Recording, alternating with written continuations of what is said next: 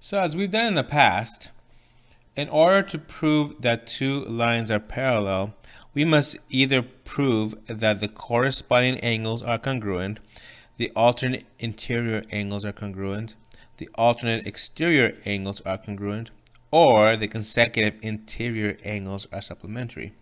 Now, for problem one, we're going to do this problem twice, doing two different proofs based on what they've given us.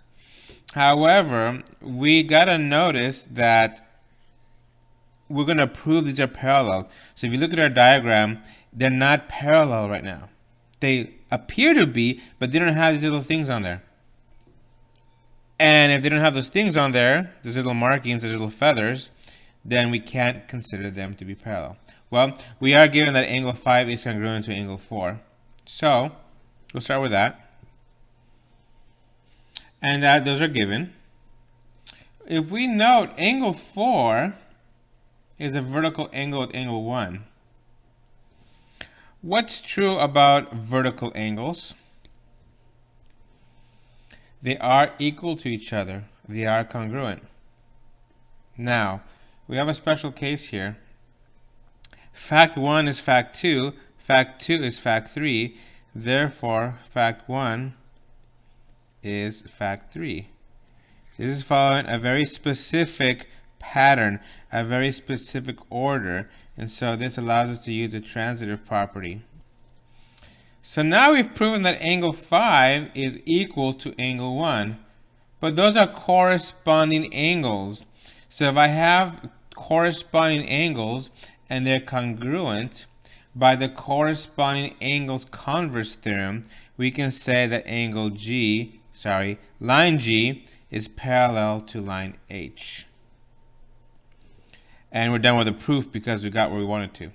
So the big takeaway here is 1 and 4 were vertical angles, and 1 and 5 were corresponding angles.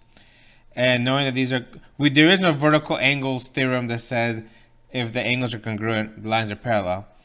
There's only 4 ways to prove that lines are parallel, and corresponding angles converse theorem is one of them. Another way to have proved this is to actually use the fact that they gave us that angle 4 is congruent to angle 5. Now, 4 and 5 happen to be alternate interior angles, and if those two angles are congruent, then by the alternate interior angles converse theorem, the lines must be parallel. So then we can say that G is parallel to H. Now, this is called a paragraph proof. We've done these in the past, but just letting you know, it's a paragraph proof. For this proof, we're given that 1 and 3 are supplementary. So look at these angles, please. This is 1, this is 3. 1 is obtuse, 3 is acute. We're not saying they're adjacent. We're not saying they're a linear pair. All we're saying is they're supplementary. So supplementary means that they're going to add up to 180 degrees. Our job is to prove that a line M is parallel to line N. There's only 4 ways to prove that. The converse theorems, right? So let's see which one we'll use in this case. So we begin with our given statement that angle 1 and angle 3 are supplementary. But by definition, that means angle 1 plus angle 3 is equal to 180 degrees. And that's by definition of supplementary angles. However, angle 1 and angle 2 are vertical angles, and we know that vertical angles are equal to each other or congruent to each other. So we can say that angle 1 is equal to angle 2.